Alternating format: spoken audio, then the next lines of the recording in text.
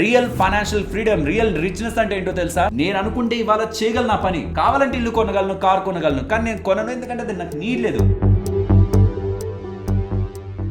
Treadmill మీ income, మీరు పరిగెడుతున్నది మీ ఆశలు. మీ income ఎంత పెరిగినా మీరు ఒక దగ్గర ఆగకపోతే మీ ఆశలు కూడా పెరుగుతూనే ఉంటాయి.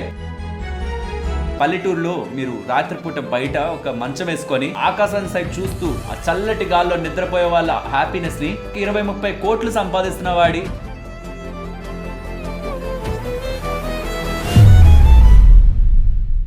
ఏదో వీడియోల కోసం మీరు ఇలా ఖర్చు పెట్టకండి, ఇలా సేవ్ చేయండి, ఇలా ఇన్వెస్ట్మెంట్ చేయండి, ఇంతలా వెళ్తుంది, ఇప్పుడు 1000 రూపాయలు రేపు 1 కోటి రూపాయలు అని వీడియోలో మనం చూస్తుంటాం. కానీ నిజానికి అలా చెప్తున్న వాళ్ళకి, వింటున్న వాళ్ళకి మెజారిటీ 95% ఆఫ్ ద పీపుల్ కి రిచ్ గా బ్రతకాలని ఉండదా?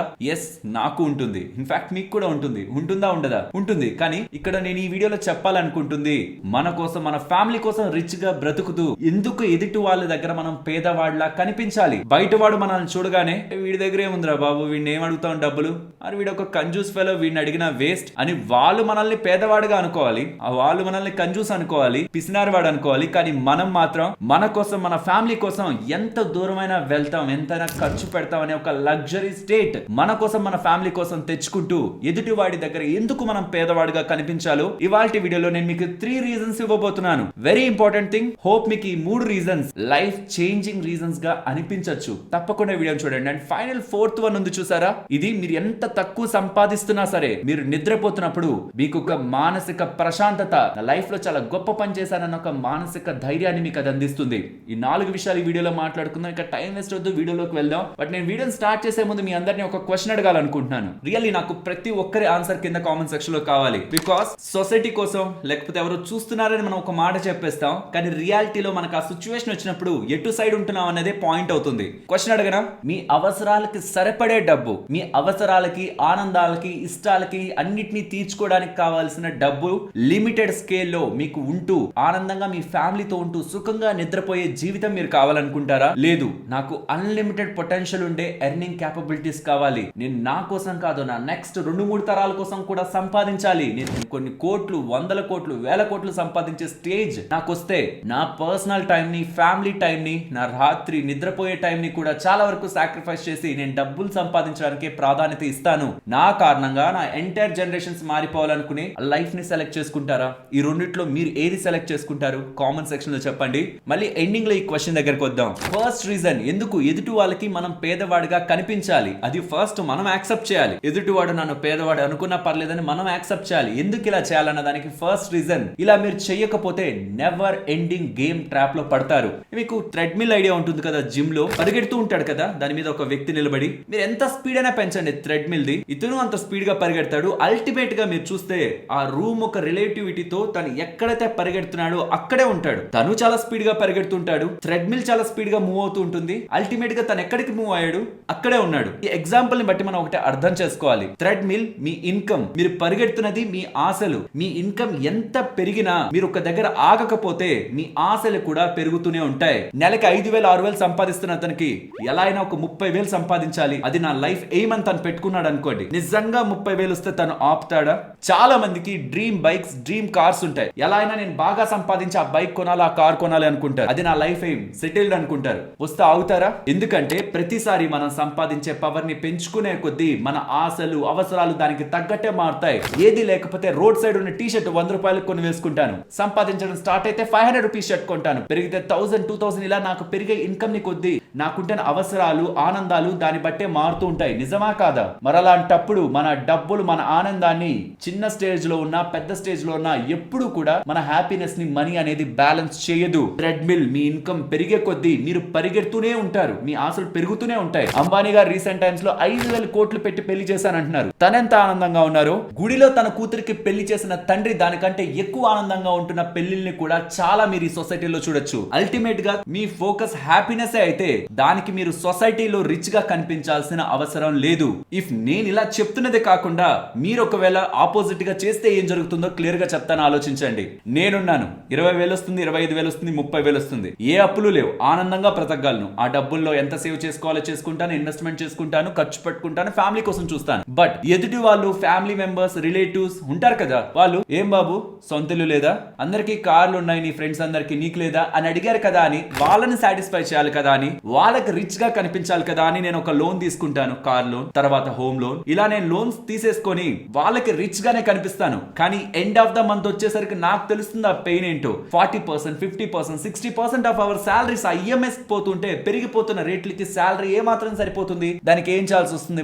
మన ఖర్చులను తగ్గించుకోవాలి, మన ఫ్యామిలీ వాళ్ళ ఖర్చులను తగ్గించాలి. అల్టిమేట్ గా వేరొకరికి రిచ్ గా కనిపించడానికి మనం పూర్ గా బ్రతుకుతున్నట్లేదా? అంటే వేరొకరి దగ్గర నేను హ్యాపీగా ఉన్నాను వాడికి తెలియాలని నేను నా ఇంట్లో వాళ్ళు పూర్ గా బ్రతుకుతున్నట్లేదా? అండ్ ఇక్కడ వచ్చే బిగ్ ట్రాప్ ఏంటో తెలుసా? వాడిని సాటిస్ఫై చేయడానికే నేను ఇది కొన్నాను కాబట్టి రేపొద్దున నా దగ్గర ఉన్న దానికంటే ఇంకా కొంచెం ఎక్కువగా వాల్యుబుల్ ఉన్నది నా కంటి ముందు కనిపిస్తుంటే ఎవరు నన్ను పట్టించుకోవట్లేదన్న డిప్రెషన్ కూడా మనకు వస్తుంది. లెట్స్ సే మీరు ఒక ఇల్లు కట్టేశారు ఆర్ ఇల్లు కొనేశారు, జస్ట్ బికాస్ వేరొకరు మీకు లేదు లేదు అని 4 మాట్లాడుతున్నారని వాళ్ళని సాటిస్ఫై చేయడానికి కొనేశారు, కట్టారనుకుందాం. కొన్ని సంవత్సరాలు అయింది, 5-6 సంవత్సరాలు, మీ కొలీగ్ గారు ఇంకేదో ఒక పర్సన్ ఇల్లు కొంటాడు, కడతాడు, అది ఇంకా ఎక్స్ట్రాడినరీగా ఉంటుంది. అందరూ ఉంటున్నారా, కొలీగ్స్ అందరూ కూడా ఏంట్రా ఇంత బాగా కట్టావు, వీళ్ళెవ్వరు లేరురా ఇల్లు, నువ్వే ఇంతలా కట్టావరా అని వాడిని పొగుడుతుంటే మనం చప్పట్లు కొడుతూ ఉంటాం నిజమే, కానీ రియాలిటీలో లోపల మనకే ఫీల్ ఉంటది, అరే నా ఇల్లు ఏమో ఇలా ఉంది, వీడిదేమో ఇలా ఉంది అని ఒక ఫీల్ ఉంటుందా లేదా? సో ఒక్కసారి మీ బ్యాక్ వెళ్ళి ఆలోచిస్తే మీరు ఇల్లు కొన్నప్పుడు కట్టినప్పుడు ఇతరుల కోసం ఇనిషియల్ గా మీరు హ్యాపీగానే ఫీల్ అవుతారు.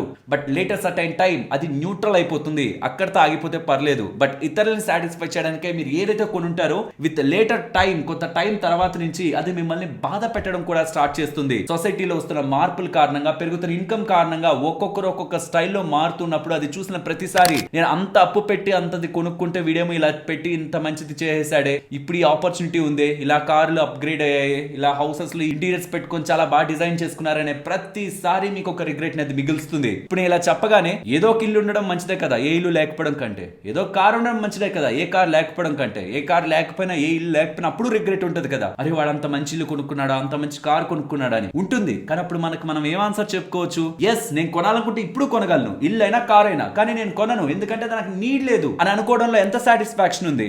Real financial freedom, real richness అంటే ఏంటో తెలుసా? నేను అనుకుంటే ఇవాళ చేయగలను నా పని, కావాలంటే ఇల్లు కొనగలను, కార్ కొనగలను, కానీ నేను కొనను ఎందుకంటే అది నాకు నీడ్ లేదు. వాడేదో వాడు ఆనందం కోసం చేసుకుంటున్నట్టు చేసుకొని అనుకోండి, ప్రశాంతంగా మనం బ్రతకగలం. ఏ కొత్త వస్తువు మీరు కొన్నా మీకోసం కాదు, మీ అవసరం ఉంటే కొనుక్కోండి ఇల్లు, మీ అవసరం ఉంటే కార్ అయినా ఏదైనా కొనుక్కోండి. కానీ వేరొకరి కోసం మీరు ఏదైనా కొంటున్నారంటే ఇనిషియల్ గా మీకు అది హ్యాపీనెస్ ఇస్తుంది. ఎస్ ఇనిషియల్ గా మీకు హ్యాపీనెస్ ఇస్తుంది, జస్ట్ బికాస్ ఇంతకాలం మిమ్మల్ని తక్కువగా చూసిన వాళ్ళు దీంతో మిమ్మల్ని ఎక్కువగా చూస్తారేమో అని. కానీ ఎండ్ ఆఫ్ ద మంత్ కి వచ్చేసరికి మీ ఖర్చులకి డబ్బులు సరిపోక మీరు మీ ఫ్యామిలీ మెంబర్స్ పూర్గా బ్రతకడం స్టార్ట్ చేస్తారు. And thereby with time మీరు కొనదాని వాల్యూ మీకు జీరో అనిపిస్తుంది. లేటర్ ద టైం మీ ఫ్రెండ్స్ అండ్ రిలేటివ్స్ వాళ్ళు కొంటున్న వాటిని చూసి మీరు తీసుకున్న దాని రిలేటెడ్ గా రిగ్రెట్ ఫీల్ అవుతారు తప్పితే హ్యాపీనెస్ మీకు రాదు. కాబట్టి ఈ థ్రెడ్మిల్ రేస్ నుంచి ఒక్క దగ్గర మీరు ఆగాలి. ఎస్ ఐ డోంట్ వాంట్ అని గట్టిగా మీరు చెప్పుకోవాలి మీ లైఫ్ కి. ఇలా చెయ్యాలంటే మీకు రియల్ రిచ్నెస్ ఫీలింగ్ ఏంటో తెలియాలి. రియల్ రిచ్ అంటే కాస్ట్లీ మొబైల్స్, లగ్జరీ వాచెస్ పెట్టుకోవడం కాదు రిచ్నెస్ అంటే. రిచ్నెస్ అంటే ఈ పాయింట్ కి పాయింట్ నేను ఏదైనా చేయాలనుకుంటే అది చేయగలగాలి. కార్ కొనాలన్నా, ఇల్లు కొనాలన్నా, మొబైల్ కొనాలన్నా, వాచ్ కొనాలన్నా నేను కొనగలిగే స్టేజ్ లో ఉండాలి. కానీ నేను కొనను బికాస్ అది నాకు నీడ్ లేదు. అది రిచ్నెస్ అంటే. కొని పెట్టుకొని మన దగ్గర డిప్రిసియేషన్ అసెట్స్ అన్నిటిని పెట్టుకొని వాటిని చూసి మురిసిపోవడం కాదు రిచ్నెస్ అంటే. చాలా మంది యువతకి ఇది తెలియట్లేదు. ఎవరెవరో చూస్తున్నారు, ఎక్కడెక్కడో సోషల్ మీడియాలో ఉంటున్నవన్నీ చూస్తున్నారు, అవన్నీ ఫాలో అవ్వాలని డబ్బుల్ని తగలేస్తున్నారు. సీరియస్లీ ఇది మిమ్మల్ని చాలా డిస్టర్బ్ చేస్తుంది. ఇన్ఫాక్ట్ మిమ్మల్ని ఫ్రీడమ్ నుంచి దూరం చేసి మిమ్మల్ని ఒక బానిసగా మారుస్తుంది. దీని గురించి తెలియాలంటే సెకండ్ పాయింట్ మీరు అర్థం చేసుకోవాలి. మెటీరియలిస్టిక్ థింగ్స్, వేరొకరిని ఆనందం పెట్టడానికి మీరు చేస్తున్న పనులు మిమ్మల్ని ఒక స్లేవ్ లా, ఫ్రీడమ్ లేని ఒక మనిషిగా ఎలా మారుస్తాయో ఇప్పుడు నేను ఎక్స్ప్లెయిన్ చేస్తాను. ఆఫ్టర్ ఎడ్యుకేషన్ మీరు పెద్ద కంపెనీస్ ని స్టార్ట్ చేసిన వాళ్ళ గురించి అయినా చూడండి, చాలా తక్కువ మంది స్టార్టింగ్ లో బిజినెస్ చేస్తుంటారు. And most of the people starting లో జాబే చేస్తుంటారు. పెద్ద కంపెనీలు, పెద్ద బిజినెస్ లు గమనించండి. ఈవెన్ ధీరుభాయ్ అంబానీ గారు కూడా, అంటే అనిల్ అంబానీ, ముఖేష్ అంబానీ గారి ఫాదర్ కూడా ఫస్ట్ పని చేసిన వాళ్ళే, జీతానికి పని చేసిన వాళ్ళే. ఇప్పుడు వేలు లక్షల మందికి జీతాలు ఎలా ఇస్తున్నారు? స్టార్టింగ్ స్టేజ్ లో వాళ్ళకు వస్తున్న జీతాన్ని డెట్ ఊబిలో, అప్పుల ఊబిలోకి ఇరికిచ్చుండరు. వస్తున్న జీతం కంప్లీట్ గా 100% వాళ్ళ అవసరం, ఫ్యామిలీ అవసరానికి పోను కొంత సేవింగ్స్ లో పెట్టుకొని కొన్ని సంవత్సరాల పాటు అలా వస్తున్న సేవింగ్స్ నుంచి రిస్క్ చేసి గ్రో అయిన వాళ్ళే. కానీ ఇప్పుడున్న యువత ఏం చేస్తున్నారు? శాలరీ వస్తుంది, 50,000 వస్తున్న అతనికి నెలకి 25,000 30,000 ఈఎంఐలో ఉంటున్నాయి. ₹1,00,000 వస్తున్న వాళ్ళకి దానికి తగ్గట్టు ఈఎంఐలు, 3 లక్షలు 4 లక్షలు వస్తున్న వాళ్ళు కూడా నెల నెల అప్పులు చేస్తున్నారంటే నమ్ముతారా నమ్మరా? ఎందుకు అన్ని అప్పులు ఉంటాయి అనుకుంటున్నారు? మొబైల్స్ ని పక్కన పెట్టండి, ఒకసారి కొంటారు. ఈ మధ్య ఇన్స్టాగ్రామ్స్ లో వాటిల్లో చూసి ఇంటీరియర్స్ ని మార్చేస్తున్నారు, కార్స్ ని అప్గ్రేడ్ చేస్తున్నారు, అన్నెసరీ లైఫ్ స్టైల్ థింగ్స్ కి వెళ్తున్నారు. అండ్ ట్రావెల్ కూడా ఒక బడ్జెట్ లో ప్లాన్ చేసుకొని చేయొచ్చు, but expensive and luxury things కి వెళ్తుండడం కారణంగా ఎంత ఇన్కమ్ వస్తున్నా దాన్ని బట్టి చేసే luxury planning out side the world మీకు హ్యాపీనెస్ ఇస్తుంది, టెంపరీగా, పర్మనెంట్ గా కాదు. వీటి కారణంగా సాలరీలో 30, 40, 50%, 60% ఈఎంఐస్ కే పోతూ ఉంటే ఐఎమ్ ఆస్కింగ్, మీరు ఏదైనా జాబ్ చేంజ్ చేయాలనుకుంటే మీకు ఫ్రీడమ్ ఉంటుందా?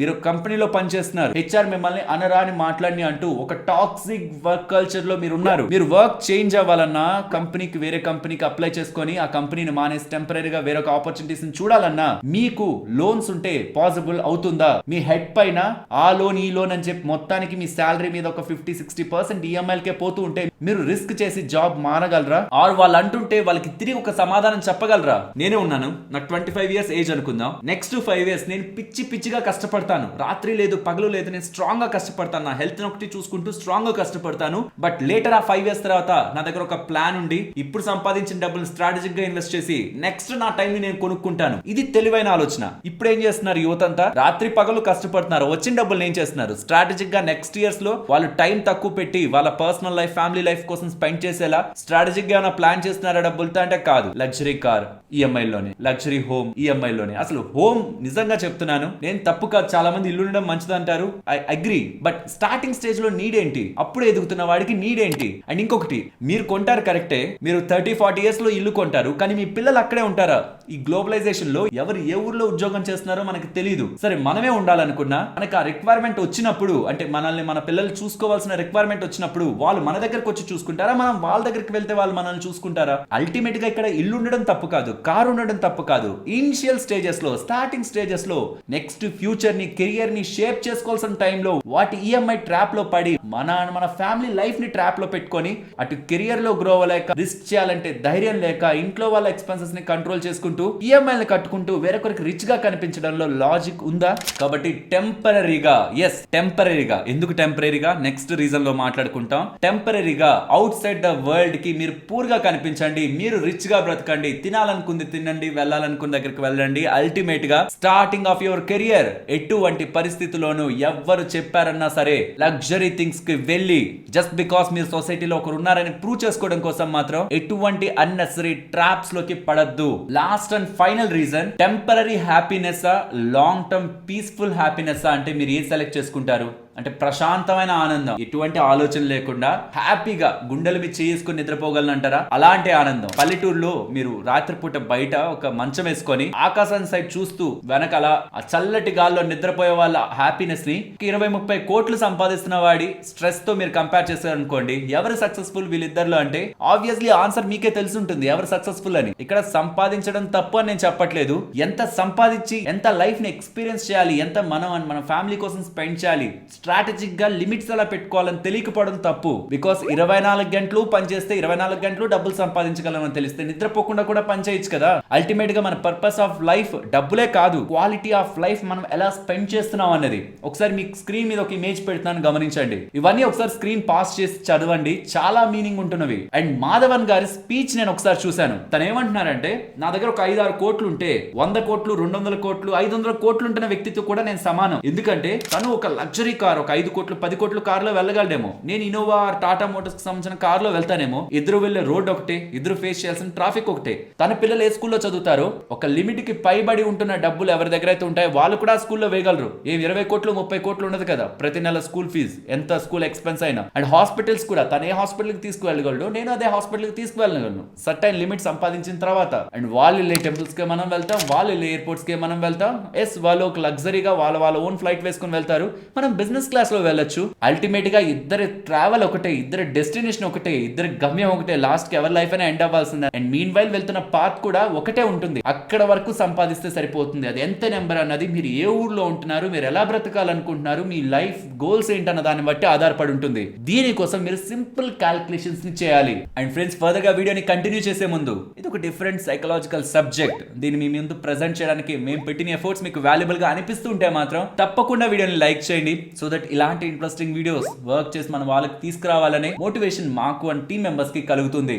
నచ్చితే తప్పకుండా వీడియోని లైక్ చేసి ఎంకరేజ్ చేయండి. ఈ వీడియోలో నేను ఇచ్చిన ఎక్సెల్ షీట్ లో మీకు వస్తున్న జీతాన్ని బట్టి దగ్గరగా మీకుంటున్న అవసరాలు ఏంటి, అవసరాలు వాంట్స్ కాదు, కోరికలు కాదు, అవసరాలు ఏంటి, మీ పిల్లల ఎడ్యుకేషన్, మీ రిటైర్మెంట్ ప్లానింగ్, మీ పిల్లల పెళ్ళ ఆర్ ఇంకేదైనా థింగ్స్ రిలేటెడ్ గా లైక్ ట్రావెల్ రిలేటెడ్ గా మీరు మీ ఫ్యామిలీ ఎక్స్పీరియన్సెస్ కదా అవి, వాటిని అవాయిడ్ చేయాల్సిన నీడ్ లేదు. ఇండియాలో ట్రావెల్ చేయొచ్చు, మీరు కావాలంటే అబ్రాడ్ కూడా ట్రావెల్ చేయొచ్చు, ప్లాన్ చేసి ట్రావెల్ చేసుకోవచ్చు. బికాస్ లైఫ్ ఒకటే, డెఫినెట్లీ మనం వాటిని ఎక్స్పీరియన్స్ చేయాలి. డెట్ ట్రాప్ లో వెళ్ళిపోయే అంత ఎక్స్పీరియన్స్ చేయాల్సిన నీడ్ లేదు. సరే, ఈ వీడియోలో ఎక్సెల్ షీట్ అండ్ మొత్తం డేటా నేను ఎక్స్ప్లెయిన్ చేశాను, ఎలా మనం డబ్బులు సేవ్ చేసుకోవాలి, ఎలా ప్లాన్ చేసుకోవాలి, ఇదంతా. బట్ అదంతా కాదు, ఈ వీడియో చూస్తున్నాం కదా, మేము ఈ వీడియోతోనే ఎండ్ చేసేస్తాం. మాకు సింపుల్ గా చెప్పండి అంటే మినిమం మీకు వస్తున్న సేవింగ్స్ లో 25% మిగలబెట్టడానికి చూడండి. బట్ బిలీవ్ మీ, మీకు 20,000 10,000 సాలరీస్ వస్తున్నాయి అనుకోండి, దాంట్లో మీరు ఎంత మిగలబెట్టినా మనం చేయగలిగేది ఏమి ఉండదు. ముందు మీ ఇన్కమ్ ని పెంచడానికి చూడండి. ఇనిషియల్ గా ఉంటున్న యంగ్ పీపుల్ కి చెప్తున్నాను, మీ ఇన్కమ్ ని పెంచుకోండి. మీరు పనిచేస్తున్న ఆర్గనైజేషన్ లో మీరు సంవత్సరాలు గడిచే కొద్దీ మీ సాలరీ ఎక్కడ ఉంటుంది, నెక్స్ట్ 5 years 10 years అనేది ఒక ప్లానింగ్ పెట్టుకోండి. అక్కడ మీకు గ్రోత్ లేదంటే ఏమేం చేస్తే మీ సాలరీ మినిమం 50,000 1 lakh వరకు నెక్స్ట్ 5-10 years లో వెళ్తుంది అనేది ఒక ప్రాపర్ ప్లానింగ్ చేసుకొని, దానికి కావాల్సిన స్కిల్స్ ఏమైనా ఉన్నాయా అని అక్వైర్ చేసుకొని, ఇతర ఇండస్ట్రీస్ లో అయినా కంపెనీస్ లో అయినా షిఫ్ట్ చేస్తూ ఫస్ట్ మీ ఇన్కమ్ ని ఇంప్రూవ్ చేసుకోండి. చేసుకున్న తర్వాత ప్రాపర్ గా ఇన్కమ్ నేను ఇంతకు మించి ఇంప్రూవ్ చేయలేని అనుకున్న తర్వాత మినిమం 25% సేవ్ చేయండి. ఇంకంతకు మించి ఎంత సేవ్ చేసినా తప్పు లేదు. అలా సేవ్ చేసిన డబ్బుల్ని బ్యాంక్ లో సేవింగ్స్ అకౌంట్ లో భద్రంగా పెట్టారంటే ఇంకంతకు మించిన తప్పు ఇంకొకటి లేదు. సేవింగ్స్ అకౌంట్ లో పెట్టిన మనీ ఎంత పర్సెంట్ వడ్డీ వస్తుందో చూడండి. ఇన్ఫ్లేషన్ 6% 7% లో ఉంటది. కాబట్టి ఇన్ఫ్లేషన్ ని బీట్ చేసే ఇన్వెస్ట్మెంట్స్ చేయండి. స్టాక్ మార్కెట్ చెప్పట్లేదు. Gold bonds, sovereign gold bonds ఈ వీడియోలో ఎక్స్ప్లెయిన్ చేశాను. గవర్నమెంట్ బాండ్స్ ఈ వీడియోలో ఎక్స్ప్లెయిన్ చేశాను.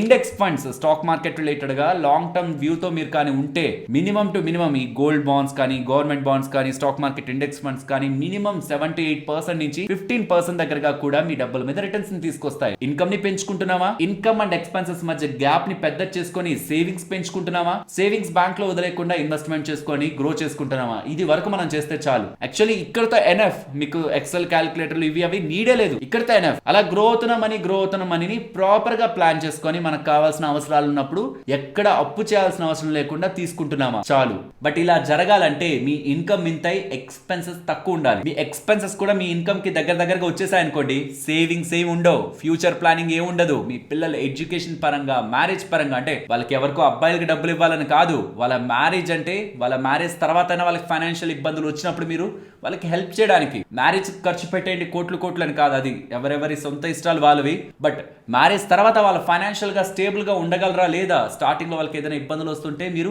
బ్యాకప్ గా ఉండగలుగుతున్నారా లేదా ఆ స్టేజ్ కి వెళ్ళడానికి. ఆ తర్వాత మీకుంటాయి కదా, ఇక్కడికి వెళ్ళాలి, ఇలా తిరగాలి, ఆర్ బిజినెస్ స్టార్ట్ చేయాలి, నాకు లైఫ్ లో ఇలాంటి కోరికలు ఉన్నాయి, వాటిని తీర్చుకోవాలి, నాకు ఈ డబ్బులు కావాలి. మీ లైఫ్, మీ సంపాదన, మీ కోరికలు కాకపోతే ఇంకెవరి కోరికలు తీర్చుకోవాలి. Proper retirement planning. రిటైర్మెంట్ అయ్యాక నేను వాళ్ళ దగ్గర తీసుకోవడం ఏంటి, నేను ఇచ్చే స్టేజ్ లో ఉండాలని మీరు అనుకుంటే ఇప్పటి నుంచే అన్నెసరీగా ఎదుటి వాళ్ళ కోసం రిచ్ గా కనిపించాలని మాత్రం ట్రాప్ లోకి వెళ్ళొద్దు. సో అల్టిమేట్ గా ఎదుటి వాడి దగ్గర పూర్ గా కనిపిస్తూ మనం మన లైఫ్ లో హ్యాపీగా, రిచ్ గా, స్ట్రెస్ ఫ్రీగా, ఈఎంఐ డెట్లు ఏవి మన లైఫ్ లో లేకుండా, ఎక్కడి నుంచి ఒక కాల్ లేకుండా హ్యాపీగా బ్రతకడం మన లైఫ్ గోలా, ఆర్ టెంపరీ తాత్కాలిక ఆనందాల కోసం మన లాంగ్ టర్మ్ లైఫ్ ని పనంగా పెట్టడం, ఏది మీరు చూస్ చేసుకుంటారు ఈ రెండిట్లో? ఇప్పుడు చెప్పాలి కామెంట్ సెక్షన్ లో. స్టార్టింగ్ లో అడిగిన క్వశ్చన్ కి మీరైతే ఏది సెలెక్ట్ చేసుకుంటారు అని చెప్పాను కదా. చివరిగా లాస్ట్ ఒకటి ఉంది, చాలా ఇంపార్టెంట్ అని. జస్ట్ ఒకసారి ఆలోచించండి. నాకు ఒక 10 ఎకరాల పొలం ఉంది, చాలా దగ్గర స్థలాలు ఉన్నాయి, ఉండడానికి సొంత ఇల్లు కూడా ఉంది. కానీ నేను నిద్రపోతున్న టైంలో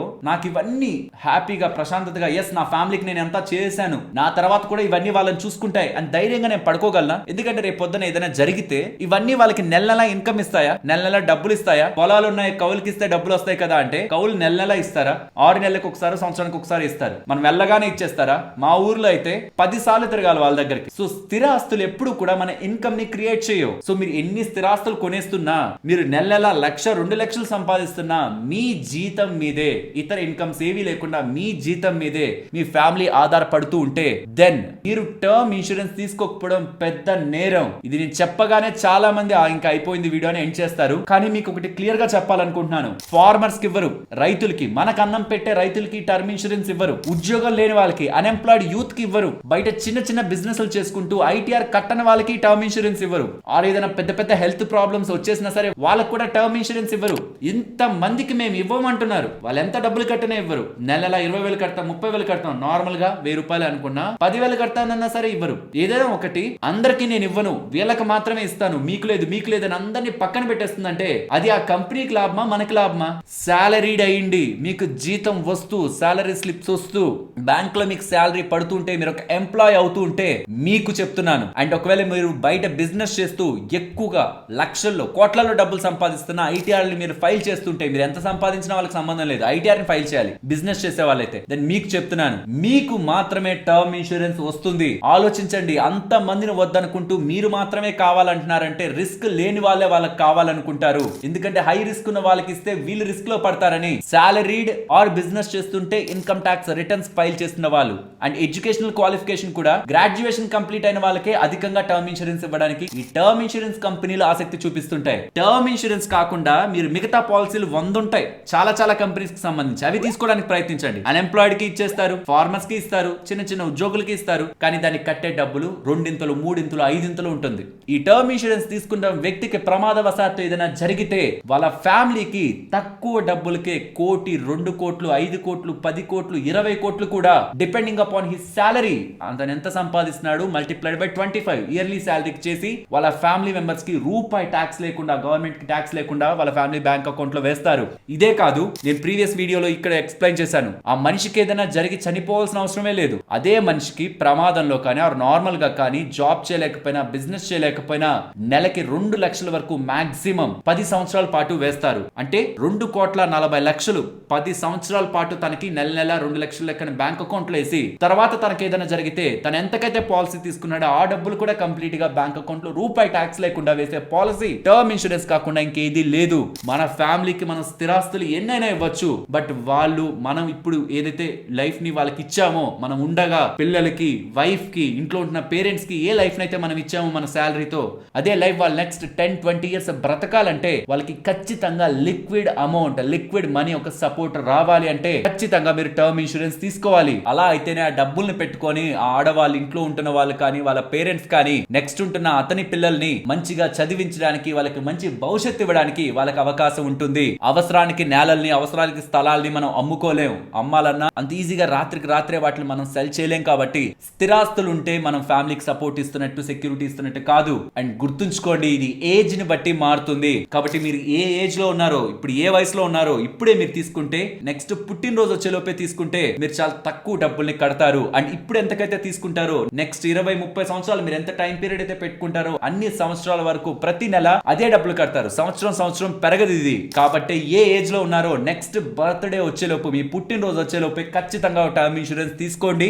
అట్లీస్ట్ ఫస్ట్ మీ డీటెయిల్స్ కి ఏ టర్మ్ ఇన్సూరెన్స్ మీకు బెస్ట్ గా ఉంటాయో చెక్ చేసుకోండి. తీసుకోవాల్సిన నీడ్ లేదు, చెక్ చేసుకోవడం ఫ్రీయే కదా. డిస్క్రిప్షన్, కామెంట్ సెక్షన్ లో లింక్ క్లిక్ చేయండి, ఈ వెబ్సైట్ కి వస్తారు, మీ డీటెయిల్స్ ని ఫిల్ చేయండి. మీ డీటెయిల్స్ ని బట్టి మీకు ఏ టర్మ్ ఇన్సూరెన్స్ బెస్ట్ గా ఉంది, మీకు ఏ బ్రాండ్ అయితే ఎక్కువ ట్రస్ట్ ఉంటుందో వీటిలో ఒక బ్రాండ్ ని సెలెక్ట్ చేసుకోవచ్చు. నేను ఏ పాలసీ తీసుకున్నాను, ఎస్ మీకు చెప్తున్నా, నేను కూడా టర్మ్ ఇన్సూరెన్స్ తీసుకున్నాను, దాని గురించి ఈ వీడియోలో మాట్లాడాను. అండ్ నీకే బ్రాండ్ కంఫర్ట్ ఉంటుందో ఆ బ్రాండ్ దగ్గర term insurance must and should గా తీసుకోవాలి. అండ్ చాలా వరకు కామెంట్ సెక్షన్ లో ఈ క్వశ్చన్ కూడా చూస్తున్నాను, ఆన్లైన్ లో తీసుకోవచ్చా పర్లేదా, లేకపోతే బయట ఏదైనా ఏజెంట్ దగ్గర తీసుకోమంటారా అని. ఫ్రెండ్స్, నేను ఆన్లైన్ లోనే తీసుకున్నాను. నేను ఎందుకు ఆన్లైన్ లో తీసుకున్నాను అంటే, ఫస్ట్ థింగ్ ఆన్లైన్ లో తీసుకుంటే డిస్కౌంట్ ప్రొవైడ్ చేస్తున్నారు, కొంత డిస్కౌంట్. ఫస్ట్ థింగ్ అది కొంత డబ్బులు సేవ్ అవుతుందని. రెండవది, నేను ఆఫ్లైన్ లో ఒక ఏజెంట్ దగ్గర తీసుకున్నాను అనుకోండి, యాక్చువల్ గా తీసుకుంది నేను వేరే ఊర్లో ఉన్నప్పుడు, అక్కడ ఉంటున్న ఏజెంట్ దగ్గర నేను తీసుకున్నాను అనుకోండి, ఆ ఏజెంట్ ఆ కంపెనీని వదిలి ఇంకొక కంపెనీకి వెళ్తే అప్పుడు అక్కడ వద్దు పాలసీ, ఇక్కడ వేయండి పాలసీ అని అడుగుతారు నన్ను. లేదు నేను అక్కడే కంటిన్యూ చేస్తాను పాలసీ అని నేను చెప్తే తను నాకు సర్వీసెస్ వేరే కంపెనీ నుంచి ఎలా ప్రొవైడ్ చేస్తారు. ఇక్కడ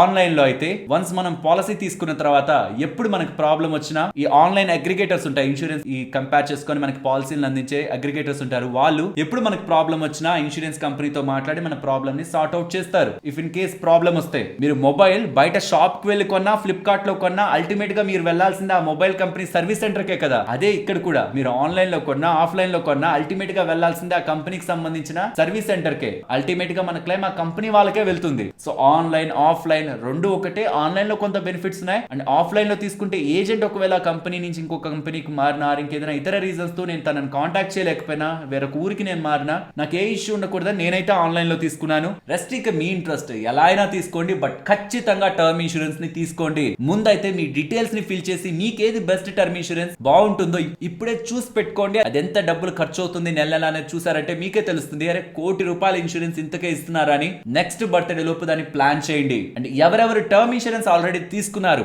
ఏ ప్లాన్ తీసుకున్నారో కూడా కామెంట్ సెక్షన్ లో పెట్టండి. సో దట్ చూస్తున్న వాళ్ళకి కూడా ఇంతమంది టర్మ్ ఇన్సూరెన్స్ తీసుకున్నారు, నేను ఎందుకు ఇంకా తీసుకోలేదని వాళ్ళు కూడా ఒక స్టెప్ ముందుకు వేస్తారు. అండ్ బిలీవ్ మీ, మీరు తీసుకుంటున్న ఒక్క స్టెప్ టర్మ్ ఇన్సూరెన్స్ పరంగా, మీ ఫ్యామిలీ పరంగా మీరు ఇప్పటి వరకు తీసుకున్న వాటి అన్నిట్లో కల్లా ద బెస్ట్ డెసిషన్ అవుతుంది. మస్ట్ అండ్ షుడ్ గా టర్మ్ ఇన్సూరెన్స్ తీసుకోవాలి. వీటికి కావాల్సిన పూర్తి వివరాలు అండ్ లింక్స్ కూడా మీకు డిస్క్రిప్షన్ కామెంట్ సెక్షన్ లో ఉంటాయి, ఒకసారి గమనించండి. ఐ హోప్ ఈ వీడియో మీకు ఇంట్రెస్టింగ్ గానే అనిపించిందని.